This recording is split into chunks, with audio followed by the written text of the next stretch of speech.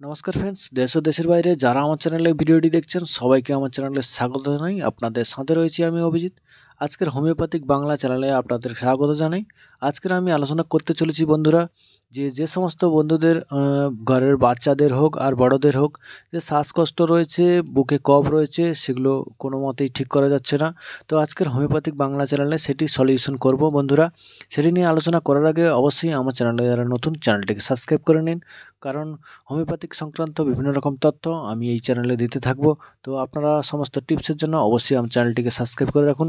আরও যদি কোনো প্রবলেম থাকে আমাকে কমেন্ট করে যাও। অনেক বন্ধুরা বিভিন্ন জায়গায় চিকিৎসা করেছেন বন্ধুরা, অথচ আপনারা শ্বাসকষ্ট বা বুকের কফটার প্রবলেম নিয়ে খুবই সমস্যায় রয়েছেন।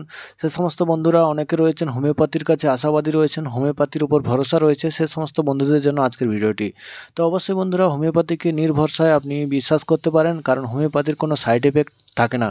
তো হোমিওপ্যাথিকে আপনি যদি ঠিকঠাক ব্যবহার করেন বাড়িতে, তো বন্ধুরা আপনার অনেক রোগ প্রবলেম সলিউশন কিন্তু হোমিওপ্যাথি থেকে হয়ে যাবে। কারণ হোমিওপ্যাথি একটা খুব ভালো ওষুধ, যেটা বাড়িতে আপনি নিজেরাই চিকিৎসা করতে পারবেন। আপনি বাড়িতে সমস্ত টিপস ইন্টারনেট থেকে হোক, ইউটিউব থেকে হোক, আপনি ইনফরমেশন নিয়ে আপনি কিন্তু বাড়িতে এটা ট্রিটমেন্ট করতে পারবেন। আর বড় কোনো কিছু প্রবলেম হলে কিন্তু আপনারা হাসপাতালে চলে যাবেন। আপনাদের বলছি না যে এই ভিডিওর উপর ভর করে আপনারা বড় কোনো রিস্ক নিয়ে নিলে সেরকম যাতে না হয় সেটি আমি চাই। তো বন্ধুরা এটা হচ্ছে যেটা পুরনো প্রবলেম রয়েছে, অনেকে হোমিওপ্যাথির উপর ভরসা রাখেন, হোমিওপ্যাথিকে বিশ্বাস করেন, সে সমস্ত বন্ধুদের জন্য ভিডিওটি।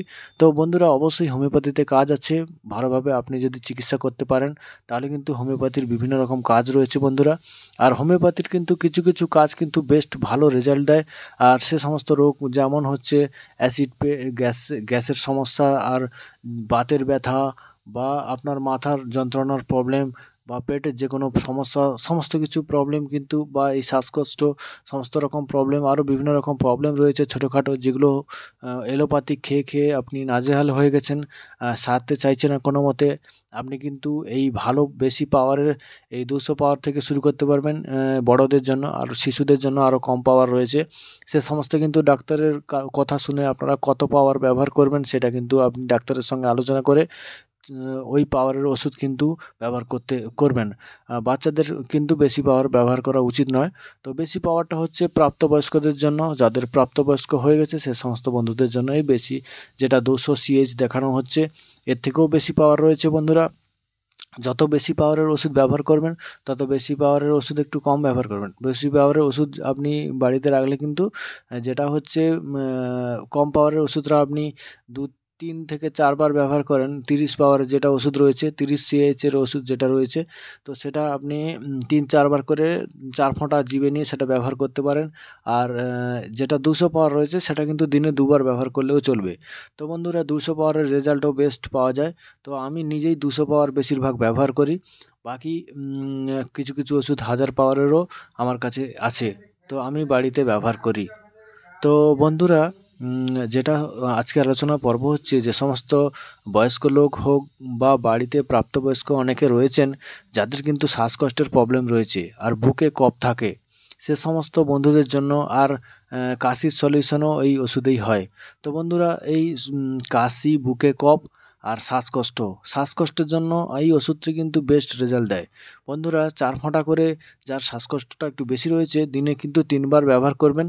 সকালে খালি পেটে, আর দুপুরে খাওয়ার আগে, আর রাতের দিকে খাওয়ার আগে কিন্তু ব্যবহার করতে পারেন। তাহলে কিন্তু আপনারা বেস্ট রেজাল্ট পাবেন। এই অ্যাকোনাইট নিপলস ওষুধটি বন্ধুরা স্পেশালি শ্বাসকষ্ট, বুকের ব্যথা, অথবা আপনার যদি বুকে কফ থাকে, কাশি থাকে, হালকা হালকা সর্দি সর্দি ধরে, সেই সময় কিন্তু এই ওষুধটি ব্যবহার করবেন।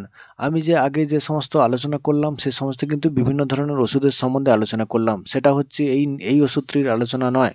সেটা হচ্ছে হোমিওপ্যাথির উপর যারা ভর করেন তাদের জন্য কিন্তু আলোচনাটা করলাম বন্ধুরা। এই ওষুধটি স্পেশালি এই বুকে কফ, শ্বাসকষ্টের জন্যই ব্যবহার করা হয়।